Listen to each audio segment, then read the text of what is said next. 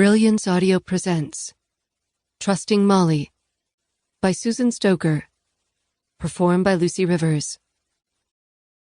This was it. Smoke was crouched in the thick foliage on the edge of the Boko Haram camp, ready to spring into action. He and his Silverstone teammates had been tasked with taking out Shekau. The rest of the Nigerian security forces would be responsible for making sure the kidnapped girls weren't targeted by the terrorists, and taking out any of Shekau's supporters if they tried to fight back. Looking over at Gramps, Smoke waited for the signal. The plan was to enter the tent Shekau was holed up in from the back. They'd quickly slice through the canvas and take the leader out by any means necessary. Ideally, they'd be able to do so without the use of a gun, because the shot would alert his followers that they were under attack. But all four of them were ready for almost anything. Smoke had gotten his nickname because he was so good at getting in and out of tricky situations without anyone being the wiser. It had been said he could disappear like smoke. And Silverstone considered stealth their greatest asset.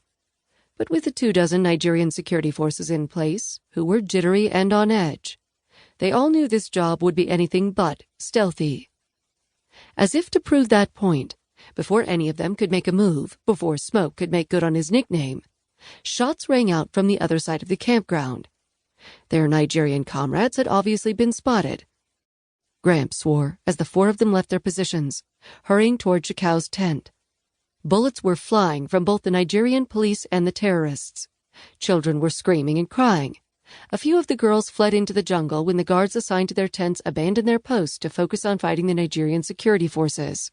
The situation was complete chaos. It was nothing like what Silverstone was used to. They liked control in all things, and currently they had literally nothing under control. Smoke was doing his best to take out any threats as he moved as stealthily and quickly as he could, even while keeping an eye out for Shekau. Luckily for the team, the camp was in such a densely forested part of the jungle, they could remain mostly hidden until the last minute. But it also made it easier for the members of Boko Haram to hide and dodge bullets. Several yards out from Shekau's tent, Smoke saw the guards panic and flee their posts, running into the jungle. Then Shekau himself exited his tent, his expression one of rage as he shot off a few rounds with a pistol before running for the cover of the jungle. "I'm going right," Gramps said via radio. "Smoke, go left. Eagle and Bull, stay on course. We need to make sure he doesn't veer in either direction and catch him before he disappears." Smoke didn't bother to respond. He didn't need to.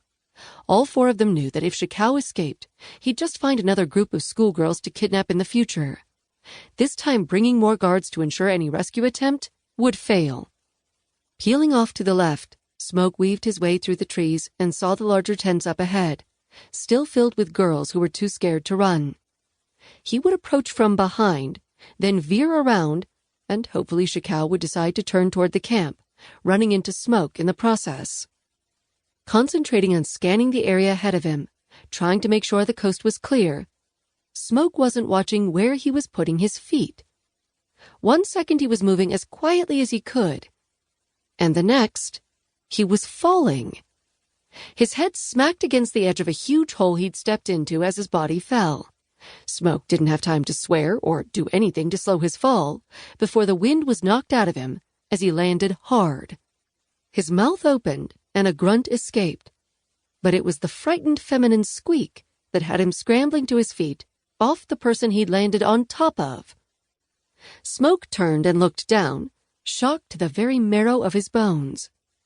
He might not have the ability to remember every single person he saw like Eagle did, but he knew without a doubt who he was looking at right that second. Molly Smith. She looked worse for the wear, but she was alive. Her hair was matted, and she appeared even more petite than in the photos he'd seen. The t-shirt she was wearing was filthy and filled with holes. The cargo pants on her legs were ripped, and she was barefoot. She was currently sitting motionless in the mud at the bottom of the hole he'd fallen into, looking up at him in clear confusion. "Molly?" Smoke asked, the disbelief easy to hear in his tone. At his question, the woman seemed to shake off her shock that he'd literally fallen on top of her, and she jumped to her feet.